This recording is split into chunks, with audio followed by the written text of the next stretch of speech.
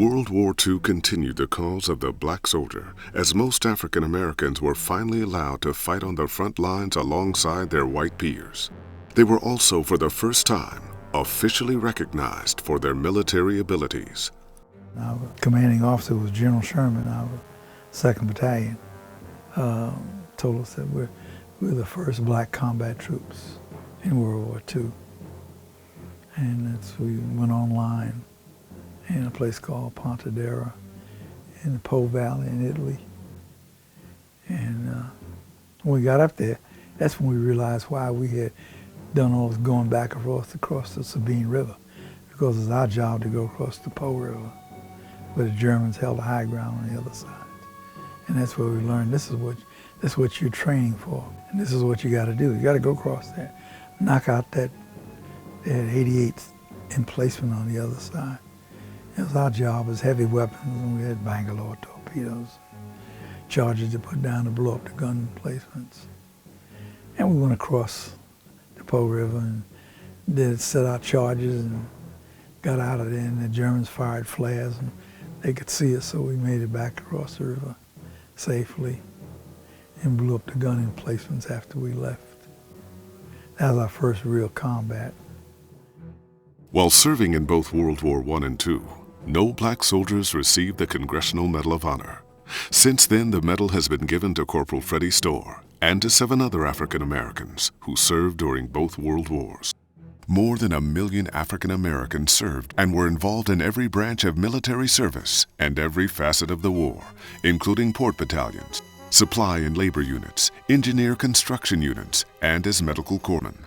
The 761st Medium Tank Battalion was the most commended of the black units, though the Tuskegee Airmen are probably the most famous, having served in over 1,550 missions. Its fighter group, the 332nd, has been said to have never lost a bomber during combat. We interrupt this broadcast to bring you this important bulletin from the United Press. Flash, Washington. The White House announces Japanese attack on Pearl Harbor. On December 7, 1941, the U.S. Navy base at Pearl Harbor was attacked by Japan, leading the United States to officially enter World War II. During the attack, Dory Miller, a black naval cook aboard the USS West Virginia, manned a massive anti-aircraft machine gun, despite the explosions from enemy fire surrounding him, and opened fire. He shot down several Japanese warplanes. For his efforts, Miller received the Navy Cross, the 3rd highest honor awarded in the U.S. Navy. He had no formal training on the weapon and had never attended the Naval Academy.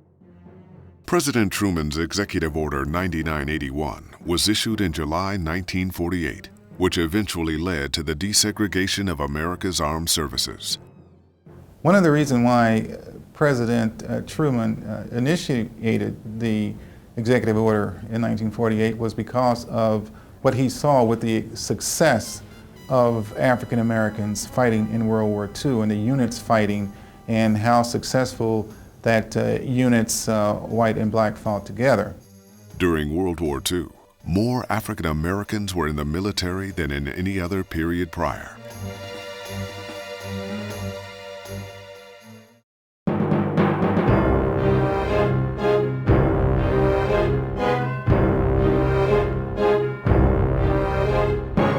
It's interesting, with the military, up until really the Korean War, is very reflective of American society, which is overall a very racist society.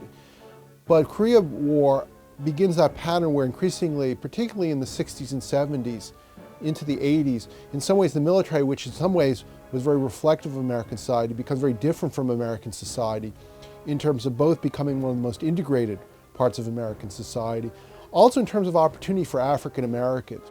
The Korean War, which erupted in 1950, saw the rise of black soldiers in combat and in ranks. Though President Truman's executive order had been issued for several years, full integration of black and white soldiers didn't occur in the armed forces until 1954. The Korean War saw hundreds of African Americans hold command positions, as well as postings in elite units and in a variety of technical military specialties.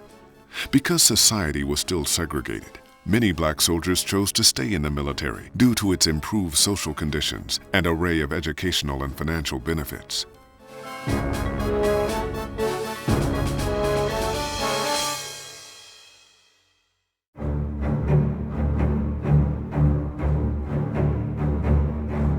At a time when many African Americans were not allowed to vote, they were drafted and on many occasions died in the far-off jungles of Vietnam. Though integration was a standard practice in the military by the late 1960s, black soldiers experienced more subtle forms of discrimination. In the Army, for instance, soldiers were allowed to have any length of hair as long as it did not cover their ears or shoulders. It also had to fit under their hats. For many African American soldiers, this posed a problem. Like many other young men sent to fight in the Vietnam War, the heaviness of battle weighed upon Fred Owens only when close to reaching the combat zone. There, the color of his skin was the least of anyone's worries. We all gonna bleed if we get cut, if we get shot. We're gonna bleed, and it's all one color. It's all gonna be red. That guy on your left and the right, you know, he can care less about the apple pie. He can care less about the grit. He's just thinking about that guy that's in the foxhole next to him, whether or not he's gonna be awake at the prescribed time when he should be awake. That's the trust that you have in those individuals.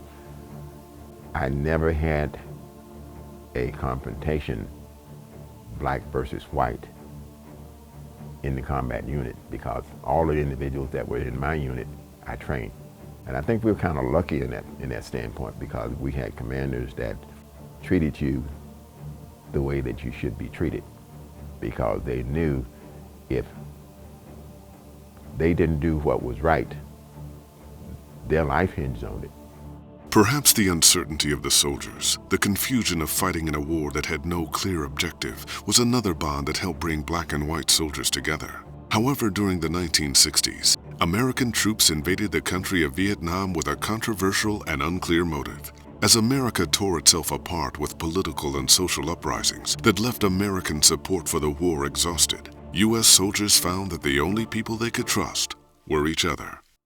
By the 1980s, the 4 U.S. military branches began to institute a new, more efficient way of promoting soldiers among the ranks. Centralized boards consisted of high-ranking military officials and personnel.